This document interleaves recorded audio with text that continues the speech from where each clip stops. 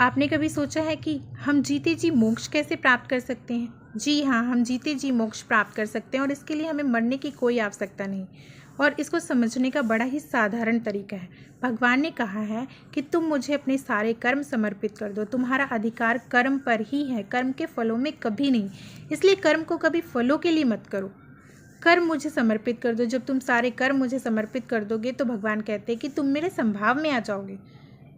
और अब क्या होगा? जब आपका कोई कर्म ही नहीं होगी तो आपको फल की कोई चिंता नहीं होगी, क्योंकि आपने सारे कर्म तो भगवान को समर्पित कर दिए हैं। अब सारे कर्म भी भगवान के, कर्ता भी भगवान ही हैं। अब जब आपके पास कोई प्रारब्ध ही नहीं है, कोई कर्म नहीं है, कोई कर्म के फल की चिंता नहीं है, आपके पास क्या है? सिर्फ सुकून और शांति। तो ये क्या है? जीते जी मोक्ष।